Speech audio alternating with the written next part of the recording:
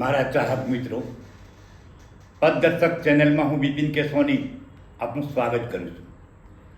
આજે હું તમને એક સુખી સંપન્ન ઉદ્યોગપતિની વાત કહેવા આવ્યો છું કે સ્ત્રી હઠ કેવી હોય છે. ચાલો આપણે વાત ચાલુ કરું છું. એક મોટા શહેરની અંદર અતિ ધનવાન ઉદ્યોગપતિ રહેતા હતા. ખાધે પીધે સુખી, એમના ઘરમાં રિદ્ધિ સિદ્ધિ અષ્ટનિધિ નવનિધિ ભગવાનની દયાથી બધા જ પ્રકારના સુખ હતા. સુખેથી દિવસો પસાર કરતા હતા. એક દિવસ એમને એમ થયું કે ચાલો આજે આપણે ટૂર ઉપર બહાર ફરવા જઈએ. ડ્રાઈવરને કહ્યું, ચાલ ભાઈ કાર તૈયાર કર. પતિ પત્ની બંને કારમાં બેઠા, આનંદ કરતા કરતા વાતો કરતા કરતા રસ્તો પસાર થઈ રહ્યો હતો. અચાનક એમની પત્નીની નજર એક વૃક્ષ ઉપર ગઈ અને એ વૃક્ષ ઉપર ચકલીના માળાઓ હતા. તરત તેમણે ડ્રાઈવરને કહ્યું, એ ભાઈ ગાડી ઊભી રાખ. શેઠે કહ્યું, કેમ? કે મારે પેલા ચકલીના 2 માળા ઘર માટે લઈ જવા છે, આપણા ઘરમાં બહુ સુંદર લાગશે.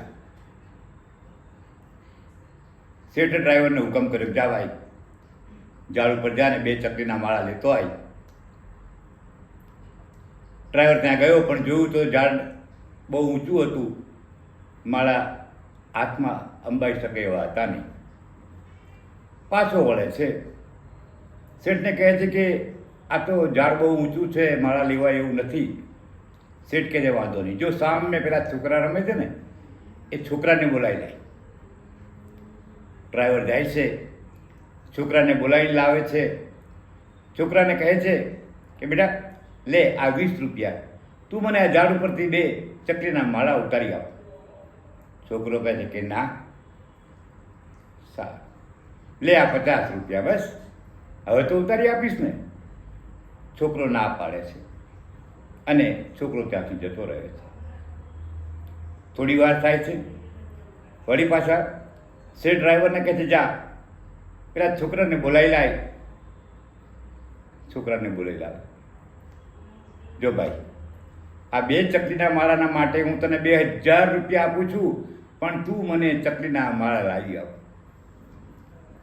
શેઠની મજબૂરી હતી, કારણ કે તમે પણ જાણો છો કે રામચંદ્ર ભગવાન જાણતા હતા કે સોનાનું હરણ ના હોય, તેમને લેવા જવું પડ્યું હતું. તો આ તો શેઠ છે. સ્ત્રી હઠ આગળ શેઠનું ચાલ્યું નહીં. છોકરાને સમજાવે પણ છોકરો ના પાડે છે.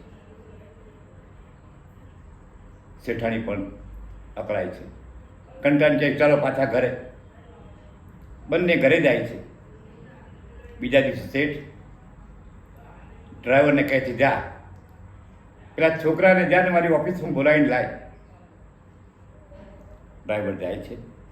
તેને કહે છે, ચાલ ભાઈ, તને મારા શેઠ ઇનામ આપવાના છે અને એમની ઓફિસમાં બોલાવે છે, નોકરી પણ રાખવાનો છે. છોકરો ખુશ થઈને જાય છે. શેઠ પૂછે છે કે તે મને આ માળા કેમ ના ઉતારી આપ્યા? છોકરો સરસ મજાનો જવાબ આપે છે કે જો હું તમને એ 2 માળા લાવીને આપે તો રાત્રે એ ચકલી ઝાડ ઉપર આવે જ, એના બચ્ચાને જોવે જ નહીં અને કેવું કલ્પાત કરે, એની મને હાય ના લાગે. એટલા માટે મેં માળા ઉતારી લીધા. શેઠ પણ આ એક અભણ છોકરાની વિચારસરણી, માનવતા, ધર્મ, દયા, આ બધું જોઈ અને વિચાર કરતા થઈ જાય છે. એમને પણ લાગ્યું કે ખરેખર કોઈ પણ પશુ હોય, પક્ષી હોય, પ્રાણી હોય, એને એની માતાથી જુદા ના કરાય.